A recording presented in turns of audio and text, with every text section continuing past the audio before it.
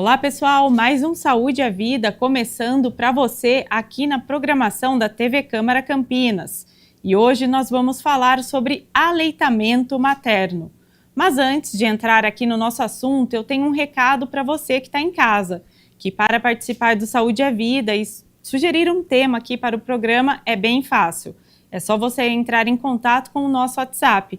O DDD é o 19, o número é o 97829-3776, vai aparecer aí na sua tela também um QR Code para você conseguir acessar pelo celular. Amamentar é muito mais do que nutrir a criança. O Ministério da Saúde recomenda a amamentação até os 2 anos de idade, ou mais, e que nos primeiros 6 meses o bebê receba somente leite materno, ou seja, sem necessidade de sucos, chás, água e outros alimentos.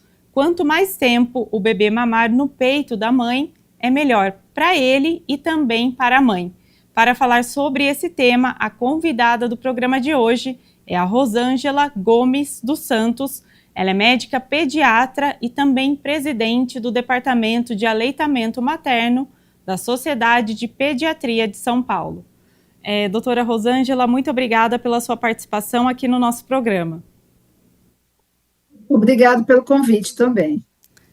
Doutora, vamos começar então, já que a gente abordou que o aleitamento é fundamental, tem várias vantagens, Falar um pouquinho então, quais são os benefícios da amamentação para o bebê? Então, os benefícios da amamentação para o bebê são inúmeros, A gente vai relacionar apenas alguns, que são os mais comuns, Que são menos possibilidade de adoecer, que o leite materno funciona como a primeira vacina da criança, que a criança desenvolve uma inteligência maior. Hoje já existem trabalhos de acompanhamento de pessoas que amamentaram exclusivamente até o 6º mês e complementado até os 2 anos, que tem um coeficiente de inteligência maior, de capacidade de adaptação e de conhecimento maior. Então, é importante que a gente estimule o aleitamento materno desde a primeira hora do bebê, quer dizer, da primeira hora de nascimento, o ideal é que o bebê já inicie amamentando. Muitas vezes ele nasce um pouco sonado, ele não consegue amamentar, mas ele pode lamber, ficar perto da mãe, sentir o cheiro, tudo isso já é estímulo para produzir a descida inicial do leite,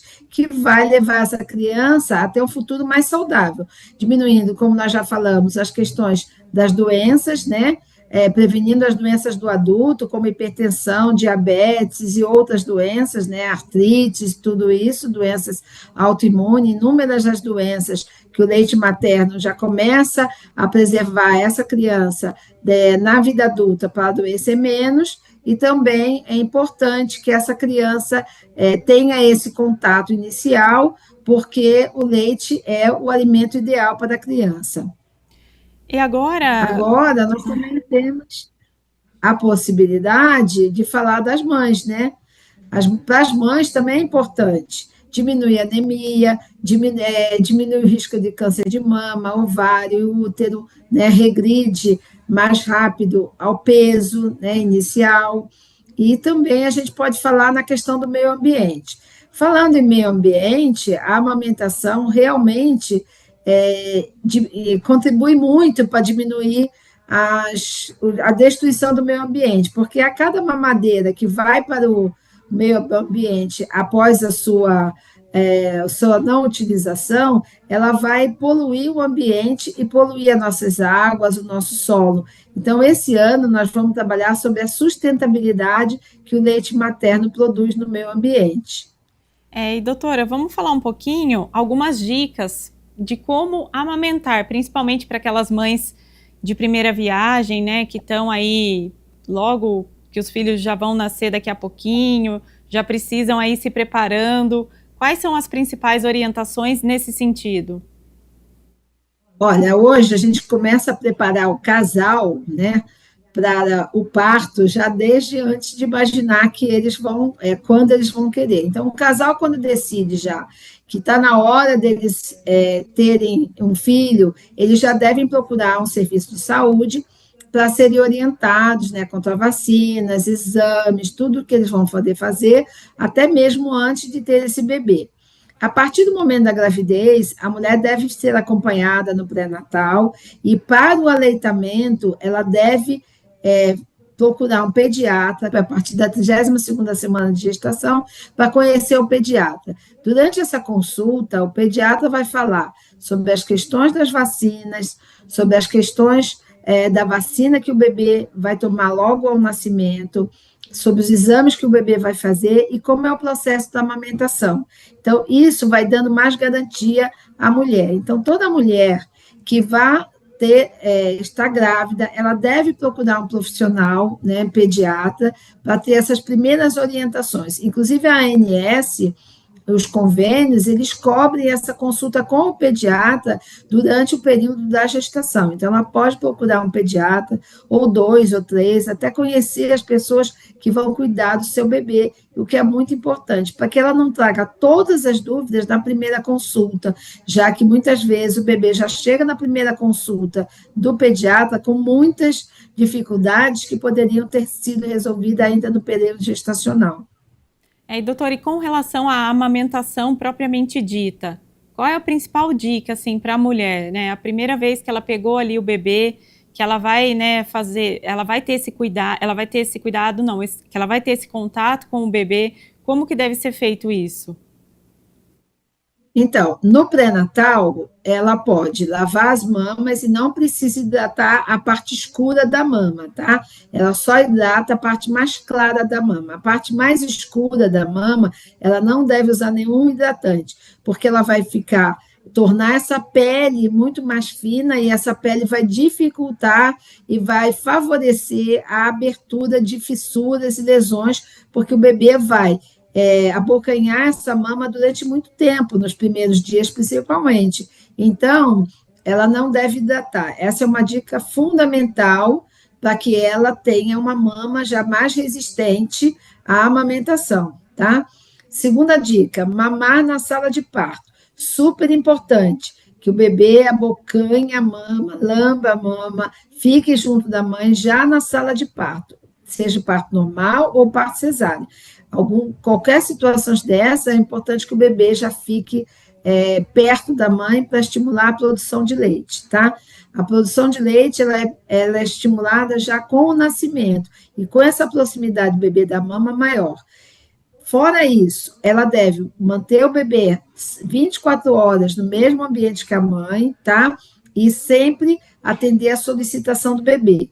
Se muitos bebês, quando principalmente as mães tomam anestesia para a cesariana, podem nascer um pouco sonado, e aí eles não começam a querer sugar no primeiro momento, mas a mãe deve trazer o bebê, estimular, tirar um pouquinho a roupa dele, deixar ele um pouquinho mais friorento, né, com frio, muito mais sonado, um pouquinho ele ficar sonado, mas você estimular ele a melhorar isso aí, tá? Melhorando estando perto da mãe e melhorando essa questão dele estar meio sonado, ela vai favorecendo o aleitamento, porque a descida do leite, em algumas mães de primeiro bebê, às vezes são um pouco mais tardias, mas é importante que o bebê já suba já nas primeiras horas para que estimule essa descida de leite.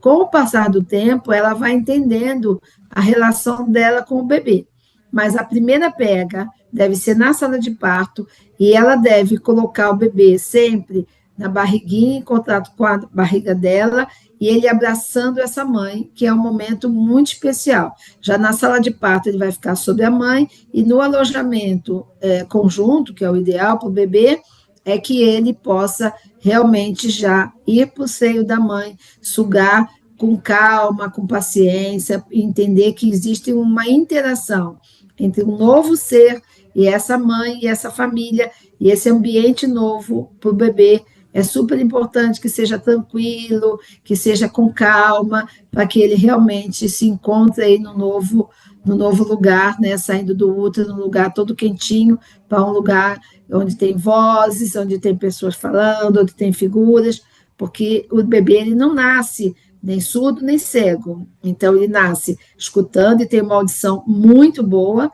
tá? E também ele vê, ele pode não ver nítido ainda, mas ele tem a visão ainda turva e ainda irregular, mas ele já enxerga vultos e pessoas assim, de forma ainda deformada, mas ainda tem imagens que vão se melhorando ao passar dos meses do bebê, tá bom?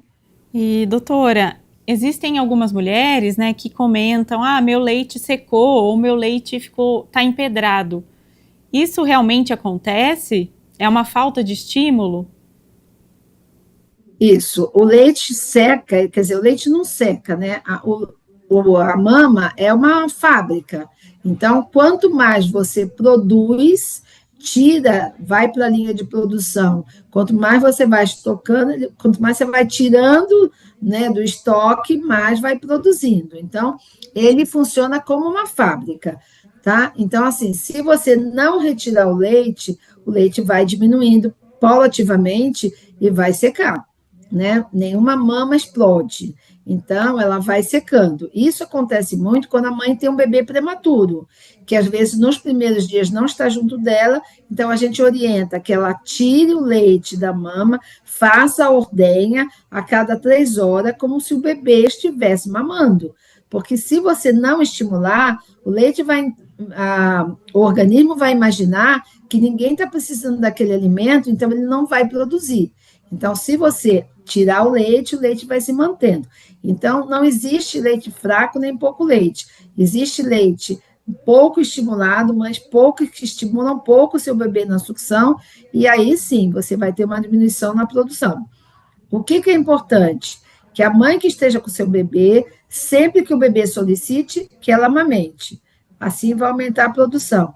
E a mãe de bebê que tá na internado, que não está junto dela durante as 24 horas, que ela estimule ou a coleta, ou estimulando que esse bebê, na sua visita ao berçário, né, tire leite ou ofereça o leite, ou tente que o bebê sugue.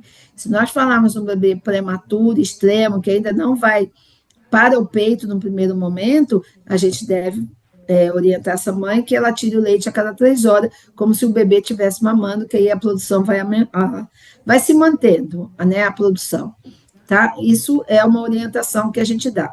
Agora, quando a mãe tem muito leite e você não consegue esvaziar todo o leite, aí você tem o empedramento da mama, que é o excesso de leite que ele vai ficando localizado nos alvéolos, que é onde produz o leite, e vai aparecer um cacho de uva.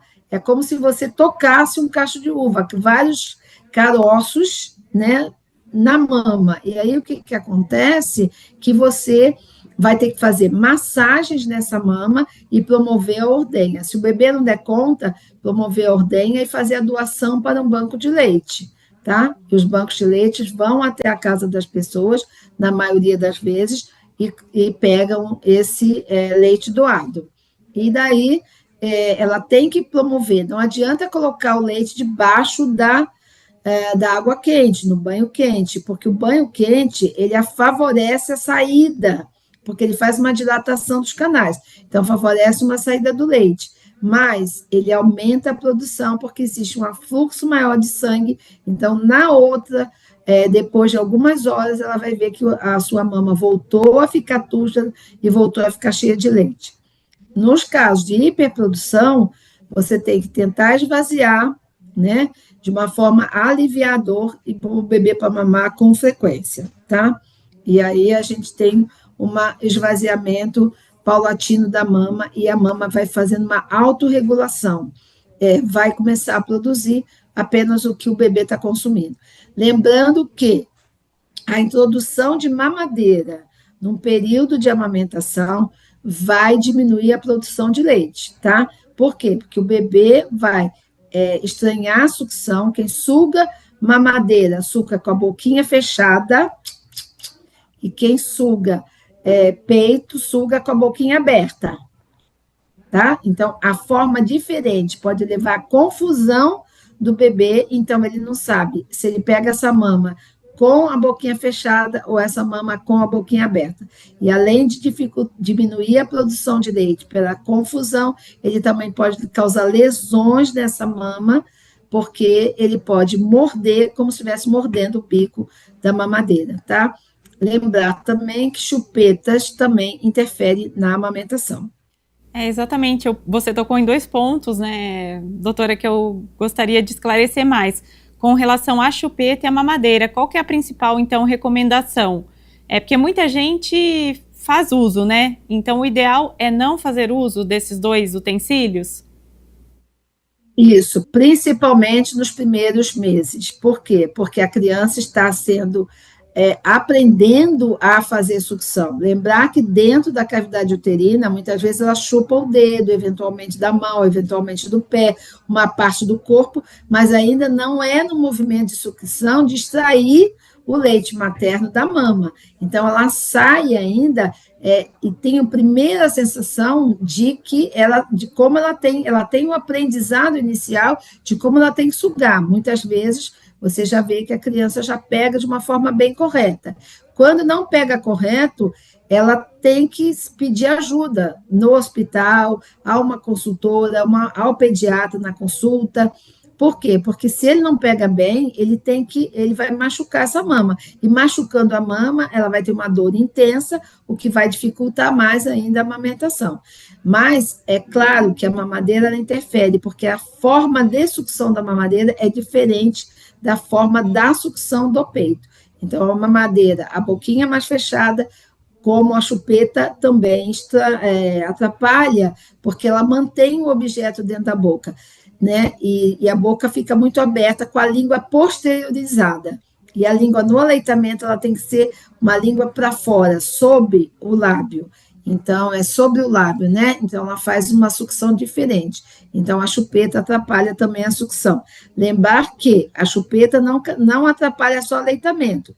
Ela leva também a doenças para dentro da cavidade oral, que podem ser doença sistêmica. Essa chupeta pode cair em algum lugar, pode pousar algum bichinho, então ela acaba depois, a pessoa acaba enfiando essa chupeta na boca do bebê, carregando outras possibilidades de outras doenças, tá bom? Doutora, vamos explicar um pouquinho para o pessoal que está em casa também acompanhando aqui, o que é o banco de leite humano? Você citou um pouquinho, né, naquela outra resposta, e como que ele funciona, que acho importante muitas pessoas que vêm aqui, né, o programa, saberem como funciona, as mães que querem fazer doação também de leite materno. O banco de leite humano no Brasil, nós temos cerca de quase 300 bancos de leite humano aqui no Brasil. Ele funciona da seguinte forma: geralmente são mulheres saudáveis que estão amamentando e que querem doar o seu excedente de leite, tá? Então, ela procura um banco de leite na rede brasileira de banco de leite, quer dizer, ela digita num site de busca, Rede Brasileira de Banco de Leite Humano, vai abrir o site da Fiocruz, aí vai abrir um mapa, esse mapa vai indicar, ela aponta para cima do estado onde ela está, vai abrir a lista dos bancos de leite de cada estado, tá? E aí ela vê qual é o banco de leite mais próximo e faz a ligação. Ao entrar em contato com o banco de leite já vai dar as primeiras informações e fazer as primeiras perguntas que a tornarão uma futura doadora. Diante do cadastro, eles vão acessar a casa dessa doadora, muitas vezes colher uma amostragem de sangue, porque é importante saber se realmente está saudável, se não tem nenhuma doença nesse momento, e levar os frascos para que ela faça a coleta. Fazendo a coleta, eles avisam o dia que eles vão passar para pegar e eles vão pegar em casa. Então, teoricamente, na grande maioria dos bancos de leite, você faz o contato inicial pelo telefone e depois eles vão até a casa buscar esse leite que ela quer doar. E também levam os frascos esterilizados e também fazem orientação de doação. Lembrar que o banco de leite, ele não é só para doar leite, ele também é um polo de estímulo ao aleitamento materno.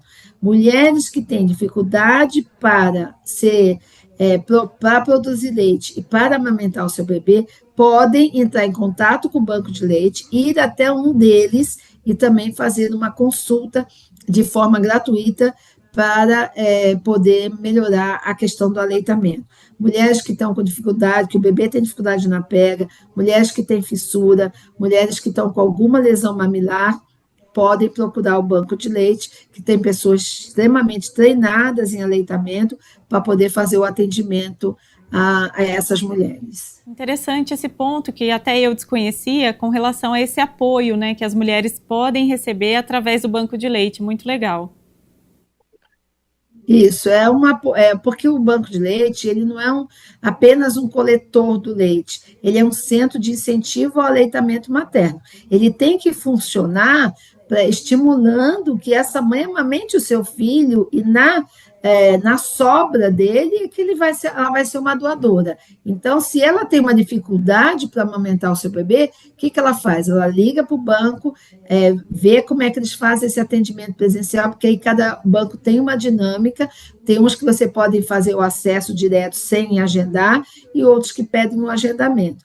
E aí, de forma gratuita, ela se dirige ao banco de leite, e lá eles passam toda essa informação, leva o bebê, não pode deixar o bebê em casa, não, tem que ir com o bebê para poder observar a pega, observar a sucção, observar a força, se o bebê não tem um freio lingual que está dificultando essa sucção, se o bebê já não está acostumado a sugar mais a chupeta e a mamadeira, entendeu? Então, tudo isso é importante, principalmente aquelas mães que estão com o bebê internado nas UTIs neonatais, devem procurar um banco de leite já para terem orientação de como estocar seu leite, de como poder ajudar esse bebê que está na UTI neonatal. Então, se o hospital que dela deu à luz não tiver um banco de leite, ela pode ir ao banco de leite mais próximo da região da sua casa e aí obter essas informações, tá bom?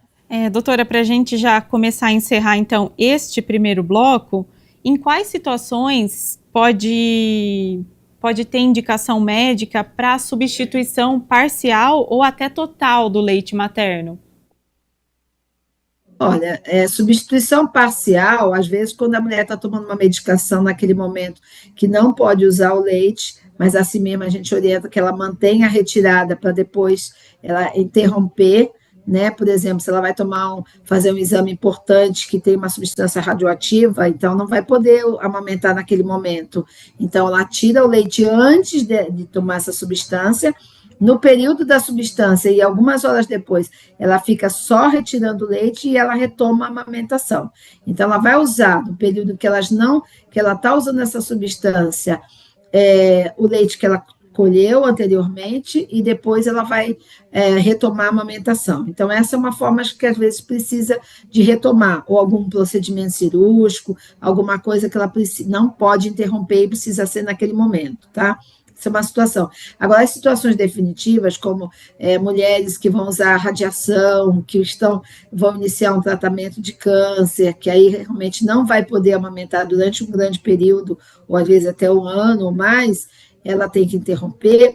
A gente sempre orienta que seja uma interrupção menos dolorosa para os dois, né? Então, que seja uma interrupção lenta. Tá certo? Então, se houver possibilidade, porque às vezes você tem um câncer que você descobriu, às vezes durante o período da amamentação, ou uma leucemia, ou um câncer de mama, que você tem que interromper imediatamente. Então, aí você tem que interromper e não vai retomar. Então, aí está sim indicado a fórmula, porque essa mãe não vai continuar, não vai retomar essa amamentação. Mas são casos muito pontuais e muito não tão frequentes, tá? A mulher HIV positiva, que já não amamenta nem na sala de parto, tá certo? Alguma doença que ela tenha que a impeça, na grande maioria, são doenças infecto-contagiosas e a mais comum entre a gente é o HIV. Tá certo, doutor. Eu agradeço muito a sua participação aqui nesse primeiro bloco. A gente vai fazer um rápido intervalo, porque no próximo bloco nós vamos falar sobre a importância do Agosto Dourado, que é o mês dedicado à intensificação das ações de promoção, proteção e apoio ao aleitamento materno. Nós já voltamos.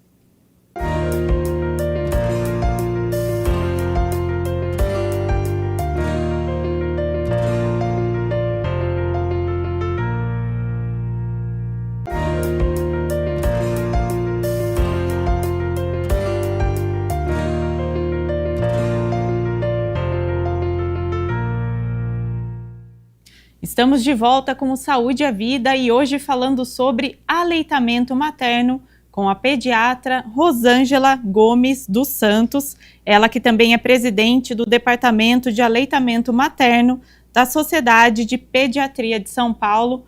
Doutora Rosângela, agora neste bloco, né, eu gostaria que a gente focasse especificamente sobre a importância do Agosto Dourado, essa campanha anual que incentiva o aleitamento materno. Bom, obrigado pelo convite, mais uma vez, por estar aqui e poder contribuir aí com as informações sobre aleitamento materno. Nós estamos, esse ano, na 34ª Semana Mundial da Amamentação. 2025 vai abordar como priorizar a amamentação, criar sistemas de apoio sustentáveis. Essa frase que a gente trabalha, e a frase determina o tema do ano, ela é organizada pela OABA, que é uma organização internacional, e chama Aliança Mundial para a Ação e Aleitamento Materno, e retoma esse assunto de meio ambiente, o quanto a amamentação contribui para melhorar o meio ambiente ou para diminuir a contaminação do meio ambiente, tá certo? Então, a OABA é uma rede internacional e ela traça o tema da semana para todos os países trabalharem. No Brasil, a gente trabalha em agosto, no Agosto Dourado, desde 2017, o Brasil instituiu o mês de agosto como o mês do Agosto Dourado, dourado porque o leite humano é o padrão ouro na alimentação, por isso a gente chama Agosto Dourado, e aí a gente trabalhava apenas a primeira semana, como a maioria dos países, mas no Brasil a gente trabalha o primeiro mês, então a gente vai ver muitos eventos, muitas referências ao aleitamento materno no período do Agosto Dourado, tá certo? Então, são inúmeros os desafios na questão do meio ambiente no mundo, no Brasil e no mundo. E a gente sabe que o aleitamento materno contribui. Mas como que ele contribui? Primeiro, diminuindo os plásticos no meio ambiente, porque quanto menos mamadeira, bicos e chupetas a mamãe usar, a mãe está contribuindo para que eles não vão para o meio ambiente, já que o plástico tem uma degradação muito demorada na sua destruição, né? Então, a contaminação é muito grande, e aí você imagina que nascem, ou atualmente a gente considera que nascem 132 milhões de crianças por ano no país. Se você imaginar que durante 6 meses, uma criança que só usa mamadeira, ela usa 8 mamadeiras por semestre, né? Então, são 8 mamadeiras que vão para o meio ambiente. Agora, você imagina 8 mamadeiras multiplicada por 132 milhões de crianças que nascem. Então, se você imaginar isso, você vê quanto a gente contamina o meio ambiente. Então, aquela mãe que amamenta exclusivamente sem bico, chupeta e mamadeira, como orienta a Organização Mundial da Saúde, exclusivamente ao seio, pelo menos por 6 meses, não usando nem bico, nem chupeta, nem mamadeira, principalmente de mamadeira, ela vai estar tirando, cada mãe individualmente, 8 frascos de plásticos do meio ambiente, né? Então, só de falar em plástico, agora, sem falar na contaminação de outros elementos. Tudo bem? E, doutora, o leite materno, né? Vamos falar um pouquinho dos benefícios, né, do leite materno também. Você até comentou no primeiro bloco sobre a inteligência das crianças. Isso já está comprovado, então. Pesquisas já apontaram essa relação direta do leite materno com a inteligência da criança. Sim, as pesquisas do Rio Grande do Sul, do Dr. César Victor, é um estudioso em aleitamento materno da equipe da Universidade Federal do Rio Grande do Sul, ele trabalha há muitos anos com isso, então ele mostrou que as crianças amamentadas, elas têm, na vida adulta, melhor qualidade de vida e melhor qualidade de emprego. Então, linkando a capacidade intelectual, é certo que a capacidade intelectual da criança também depende do meio ambiente, tá? Mas o leite materno com certeza contribui, porque a gente sabe que as células nervosas do sistema nervoso central, elas são muito aceleradas nos primeiros 2 anos de vida, na sua multiplicação do número celular.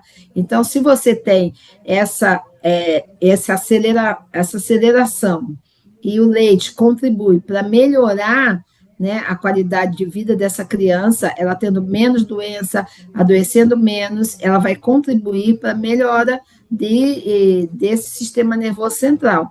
Então, se você imaginar que as crianças que têm as suas alimentações negligenciadas, principalmente por qualidade ou quantidade, são crianças que têm déficit neurológico importante. Então, se você já começa bem, alimentando leite materno, que tem inúmeras substâncias químicas, algumas até que a gente não sabe qual é a função, né, no sistema nervoso central, mas sabe que tem DH, tem ADA, tem muitos estimulantes do sistema nervoso central, também favorecendo com que a criança não adoeça, tendo uma qualidade de vida melhor. Mas esse estímulo ao sistema nervoso central leva a um desenvolvimento neurológico muito melhor. Então, com certeza, já se contribui, já sabe que isso é um fator importante na contribuição de que essas crianças sejam uns adultos mais saudáveis e com mais sucesso e com mais coeficiente intelectual. E, doutora, sem falar no vínculo que a criança vai criar com a mãe, né? Crianças que não foram amamentadas, né, no peito, elas têm uma relação mais difícil com a mãe, esse vínculo, ele é quebrado, não é? Sim, estar com a mãe, porque você imagina, o bebê fica 9 meses na barriga dessa mãe, num ambiente totalmente saudável, recebe todo o alimento de uma forma passiva, não respira ainda com os pulmões funcionando, de repente ele sai e vai para um lugar estranho. Não, ele tem que sair para o colo da mãe, para o peito da mãe, estar com essa família, estar com essa mãe. Lembrar que o apoio da família também é muito importante no desenvolvimento intelectual e também do desenvolvimento psíquico dessa criança. Então, a relação mãe-bebê é muito importante, mas lembrar que a família também contribui. O pai não é visita, o pai é um participante desse conjunto de estímulos a esse bebê. E também é importante o apoio que ela vai ter da família, das pessoas e até da comunidade. Muitas mães, hoje, numa cidade como São Paulo, estão muito só, não tem parente aqui próximo, mas ela tem o apoio da comunidade, de um amigo, da vizinha, que vai lá, que ajuda, que está junto, que faz uma comida, que participa. Então, tudo isso, essa tranquilidade que a mãe tem que ter durante esse período da amamentação, principalmente nos primeiros meses, ajuda muito para que ela fique mais tranquila e esse bebê tenha uma relação com o meio ambiente, uma relação com essa mãe de uma forma muito saudável. Então, o tema da semana desse ano fala não só em melhoria do meio ambiente sustentado, como apoio a essas mulheres, que as organizações sociais, que as comunidades, que a própria sociedade, né, produzindo leis que favoreçam com que essa mãe possa ficar com esse seu bebê durante mais tempo, de que possa ter uma tranquilidade para poder amamentar mais sossegada, que as empresas possam fazer locais onde essas mães possam tirar o seu leite e levar para casa ao fim da jornada, que ela possa ter aquele momento de pensar no seu bebê e manter o aleitamento, colhendo o seu leite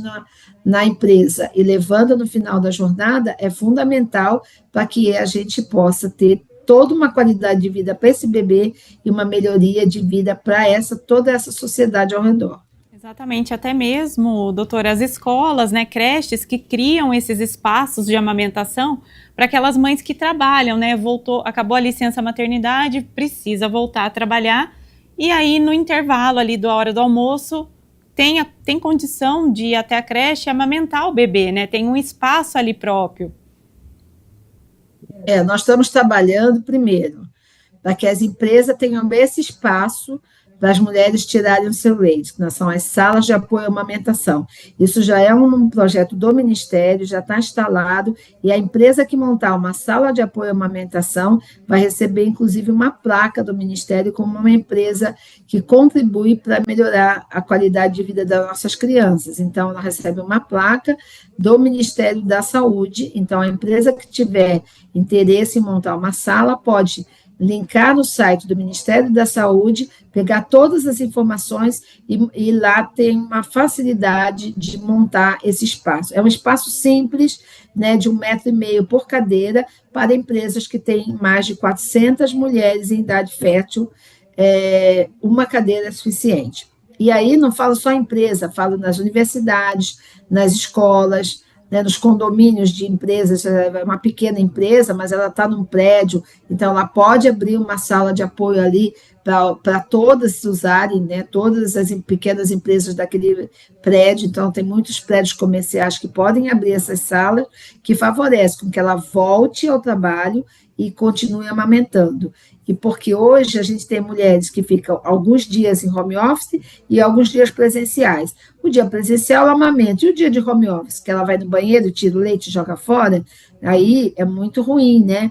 Porque além de estar desprezando um alimento fundamental, vai tendo com que essa criança use fórmula, porque se ela tira o leite durante a jornada de trabalho e leva, ela já deixa para o dia que ela não vai estar lá com a criança para ser administrado para essa criança.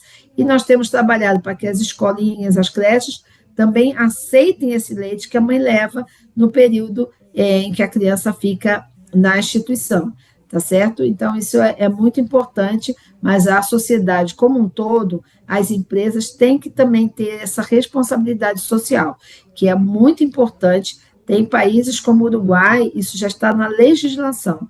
A sala de apoio à amamentação é uma obrigatoriedade para determinadas empresas que possuem no seu quadro um grande número de pessoas do sexo feminino. Doutora, tem até uma questão, né, que eu acho contraditória. A licença maternidade é por 6 meses, porém a Organização Mundial da Saúde recomenda a amamentação de 1 até 2 anos, né? A amamentação no peito mesmo. Como que fecha essa conta para essas mães que precisam voltar a trabalhar, né? Então é assim, ó, a Organização Mundial da Saúde orienta aleitamento materno exclusivo até o 6º mês e complementado com aleitamentos saudáveis de 6 meses a 2 anos. De 6 meses a 2 anos, a mãe pode amamentar o bebê de manhã, né, e pode amamentar no final do dia. Se ela tiver leite, ela pode deixar o seu leite para complementar uma alimentação no meio da tarde, mas ela já vai ter almoço, já vai ter tido a introdução alimentar. Então, ela já vai ter almoço, jantar, frutinha, outros os alimentos que podem contribuir. O problema são aquelas mães de 0 a 6 meses, que é aleitamento materno exclusivo. Se a legislação é apenas 120 dias, ela teria que voltar com 4 meses. Por isso, ter um espaço que ela possa, de 4 a 6 meses, tirar o seu leite para poder levar, contribui para que essas crianças não sejam desmamadas precocemente, tá? Agora, o que a gente orienta? A gente orienta que essa mãe, 15 dias ao mês, principalmente 15 dias, comece a estocar seu leite antes de voltar, porque se ela consegue um volume de leite, ela pode deixar esse período que ela vai estar fora ainda em amamentação, né, exclusiva. Agora, o que nós temos batalhado junto aos órgãos públicos, junto aos deputados, senadores? Que todas as mães tenham a disponibilidade de ter 180 dias de licença maternidade para fazer aleitamento materno exclusivo. Então, o que a gente tem observado é que algumas empresas que são consideradas empresa amiga da criança, elas já dão 180 dias. Inclusive, não dão só 5 dias para o pai, dão até 20 dias. Tem empresa que hoje já dá 2 meses para o pai de licença paternidade.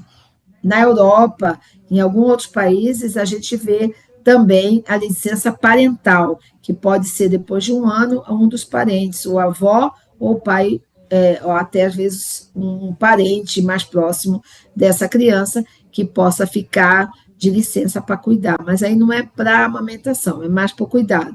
E o que é muito importante, ela ter um cuidado de pessoas queridas, próximas, de não ficar institucionalizada durante tanto tempo, né? Porque tem criança que entra às 6 da manhã e sai às 6, 7 horas da noite da escola, e aí realmente é uma situação de muito tempo longe da família e do convívio com a sua comunidade, né, onde ela está inserida.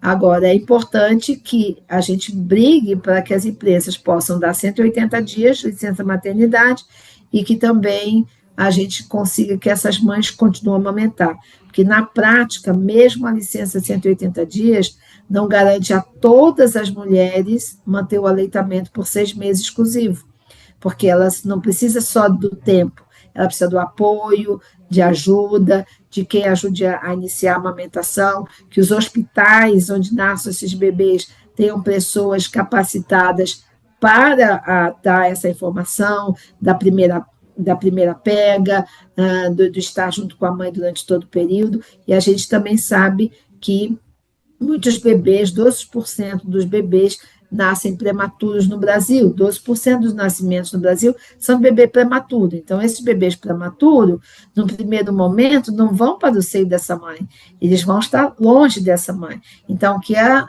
os hospitais tenham pessoas qualificadas para apoiar essa mãe, para ajudá-la a ordenhar esse leite, para ajudar ela a colocar o bebê no peito, mesmo os bebês que estão na UTI, se não estiverem numa situação mais grave, não forem prematuro extremo, eles podem ir para o seio dessa mãe, entendeu? Para fazer essa ajuda. Isso é muito importante. Agora, a gente já tem a lei do prematuro, que na verdade não é lei do prematuro, é lei de bebês que nascem fora do peso. Hoje a gente sabe que a licença maternidade de mães que têm seus bebês internados em UTI, ela é contada a partir da alta do bebê, se esses bebês ficarem em torno de 14 dias ou mais, tá? Então, bebês que ficarem internados 14 dias ou mais, eles contam a licença, é contado os 120 dias a partir da alta deste bebê. Também, se mães ficarem internadas mais de 14 dias após o nascimento do bebê, se elas ficarem internadas por mais de 14 dias, a licença maternidade também é contada a partir da alta da mãe ou do bebê. E se pensarmos em gemelar, é a partir do último gemelar, a partir da alta do último gemelar. Isso já é um ganho, ainda já está na mesa do presidente para ser assinado, mas já foi aprovado em todas as câmaras, tá? E, doutora, vamos falar um pouquinho sobre a produção do leite. Tem alimentos que podem ajudar aí nessa produção? Em contrapartida, tem aqueles alimentos, né, que precisam ser evitados? Na realidade, cientificamente, a gente não tem nenhuma prova de que algum alimento interfira na amamentação, tá? Existem relatos individuais, tá? Então, o que a gente orienta? A evitar alimentos crus, principalmente carnes cruas, né, peixe cru, essas coisas, que podem levar alguma doença para a mãe e, consequentemente, para o bebê. A alimentação dela tem que ser bem saudável, bem variada, adequada ao período gestacional. Tudo que ela comeu na gestação, ela pode comer durante a amamentação, tá? E que ela coma bastante líquido, que o que a gente sabe que mais interfere na produção de leite não é o alimento em si, é o desrepouso da mãe, a mãe poder descansar, o que a gente sabe que é difícil nesse período, durante o período da amamentação, é difícil ela ter um tempo para descansar, porque o bebê solicita muito, então ela tem que ter um momento de repouso, um momento que ela ordenha o seu leite, e a outra pessoa que está perto dela, que esteja ajudando, possa oferecer esse leite num copinho para esse bebê, num período para a mãe poder descansar, um período maior, a ingestão de líquido, né, que o líquido aumenta a produção, e o repouso, né, e está um pouco mais tranquila. Então, a ingestão de chás, existem vários chás caseiros que ela pode tomar, mas com cuidado de saber que realmente é um chá que possa ajudar, mas na realidade não é bem o chá em si, é a ingesta de líquido. Agora, não existe milagre. Bebê que não suga, mãe não produz leite. A sucção é de fundamental importância. Por isso, a nossa preocupação com a mãe que fica muito tempo afastada do bebê, que quando aquele bebê nasce e vai para uma UTI neonatal e permanece às vezes meses, 1 mês, 2 meses longe da sua mãe. Então, é importante que ela mantenha essa amamentação, que ela mantenha pelo menos essa ordenha, tá certo? Tá certo. Doutora Rosângela, uma dúvida que eu acho que é muito comum entre as mães é como e quando saber que o bebê já está satisfeito. Ou seja, o tanto de leite já foi suficiente, preciso dar mais, não preciso. Sempre acho que tem aquela dúvida, meu filho vai ficar com fome, não vai? Então, assim, não existe, eu falo que a natureza poderia ter feito a mama transparente, né? Ia ver quantos ml o bebê mamou, né? No período da gestação, no período da amamentação, a mama seria transparente. Que a grande dificuldade é ela entender quanto que esse bebê está mamando, né? Então, o que a gente orienta? Primeiro, olhar a mama, segurar a sua mama, examinar a sua mama antes da mamada, ver se ela está, como é que ela está a turgência, como é que ela está o peso dessa mama, tá? E aí, depois que ele acaba de mamar, ela sentir. Mas aí eu não entendi muito ainda isso. Então, a gente pede para olhar a diurese do bebê, o volume de xixi do bebê. Bebês que mamam bem fazem muito xixi. Bebês que mamam pouco fazem menos xixi, xixi mais concentrado, mais amarelado e menor volume. Então, é de 5 a 8 fraldas bem pesada de xixi durante 24 horas. Isso é o que o bebê tem que fazer. Se o bebê começar a manchar a fralda, o bebê começar a fazer menos xixi, se o bebê tiver essa dificuldade, ele pode até não estar chorando de fome, tá? Porque às vezes o bebê faz uma hipoglicemia pela baixa ingesta e fica um bebê bonzinho, sonolento, né? Porque ele está fazendo uma hipoglicemia por falta de ingesta. Então, ele não vai ter um volume. Então, o que é importante? Veja o volume urinário.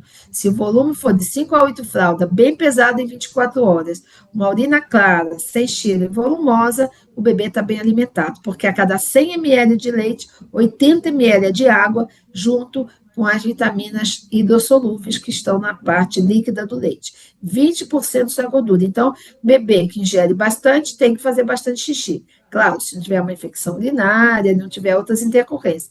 Para saber, sempre olhando o xixi, que é de forma importante. E vai com frequência, deve ir ao pediatra, entre 7 e 10 dias do bebê, na primeira consulta, onde ele vai ser pesado, mas não ficar pesando o bebê toda hora, porque os primeiros dias existe uma perda de peso ainda numa quantidade considerada normal.